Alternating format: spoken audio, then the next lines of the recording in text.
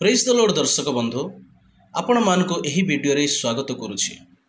दर्शक बंधु आज आम ए वीडियो रे जानिबा धन भंडारर ओ मतिर दृष्टांत विषय रे। तेबे आसंतु आजिर वीडियो को आमे आरंभ करिबा। दर्शक बंधु स्वर्ग राज्य जमी रे पोता होइथिबा धन भंडार भली दिने जणे लोक गोटिए धनर भंडार पाइला ओ पुणी आउ थरे सेही धन को जमी भितरे पोती देला। से बहुत खुशी होई गला।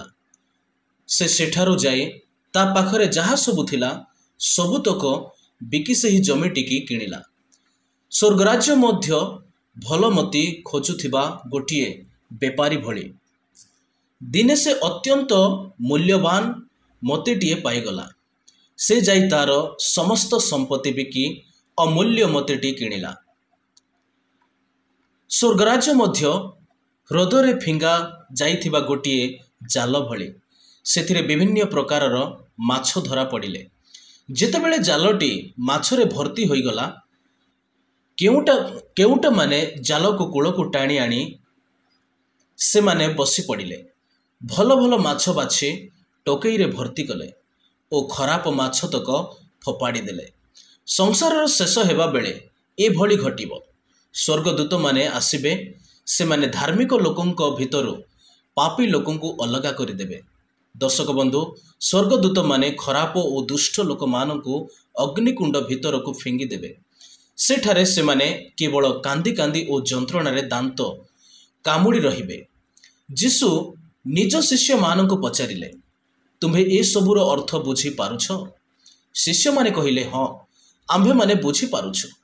तापरे जीसु कहिले स्वर्गराज्य विषय रे जानिथिबा प्रत्येक धर्मशास्त्र जणे घर मालिक भली जे कि भंडार रे थिबा ताहांक नुआ और पुरुणा उभय पदार्थ बाहर करी आनंती। तेबे दर्शक बंधु जीसु निज जागा को फेरी आसिले। जीसु ए सब दृष्टांत कहि सारिला परे से स्थान छाड़ी चली गले। से जेउठी प्रतिपालित होइथिले सेठाकू गले। सेठारे जिहुदी समाज गृह रे उपदेश देवा आरंभ करिदेले। जहा शुणी समस्ते आश्चर्य होई गले एवं कहिले आश्चर्य कार्य करिबा पाए ए लोक केउठारो ज्ञान और शक्ति पाइला। ए तो सही बढ़ईर पुओ। ताहांकर माँ नाम तो मरियम एवं जाकुब जोसेफ सिमन और जिहुदा तो एहार भाई माने। तार सबु भौणी माने तो आंभ सहित एठारे अछंते।